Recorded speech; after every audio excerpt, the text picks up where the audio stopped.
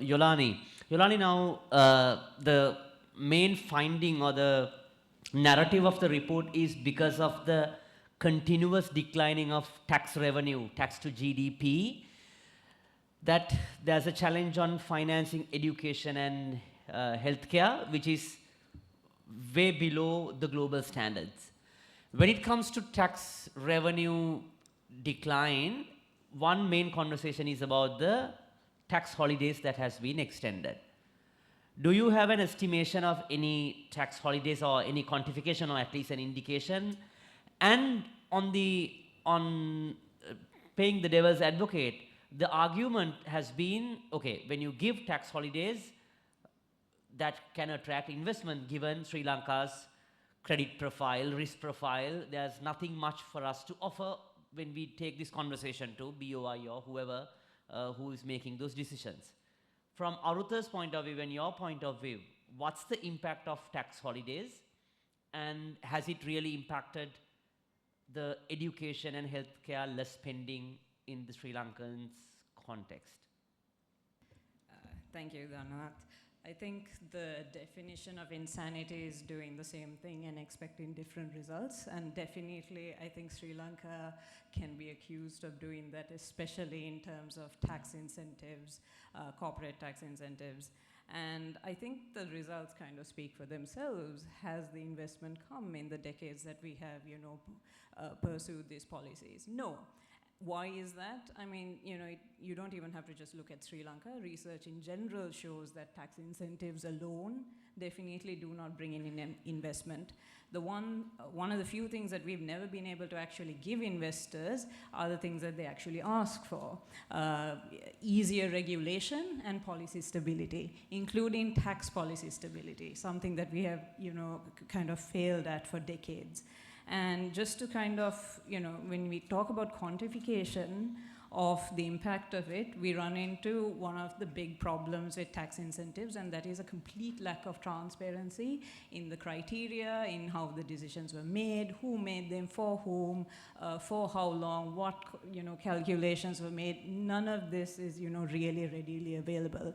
And even up till like a couple of years ago, we didn't even have a vague idea of how many tax incentives for how long had actually been given out to corporates and such.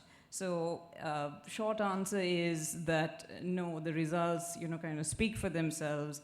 And then comes the question of why has this policy been sort of followed so diligently by various Sri Lankan governments? And I think that kind of requires us to go a little bit back into what Sarah was talking about our decline in revenue.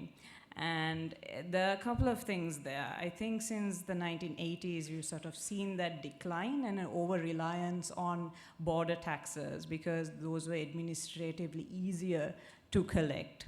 And one of the things that has resulted from that is that the Inland Revenue Department, their capabilities have declined over decades to the point that recently a political economist and tax specialist, Professor McMoore, commented that our Inland Revenue Department is about 20 years behind most tax administrative departments in Africa, which was not something that the IRD particularly wanted to hear.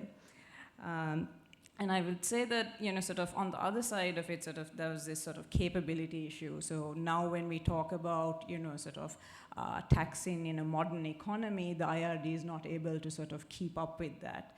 And what that really meant was that we were relying on indirect taxes, which hurt the poor more, and, kind of gave those tax breaks both to corporates and to individuals. We do not have a culture of actually paying individual income tax. And it kind of shows, especially when you look at I would say the broader political economy of taxes, the 2019 government's key economic policy was tax cuts. And that was lobbied for by businesses and lobbied for by professional associations as well.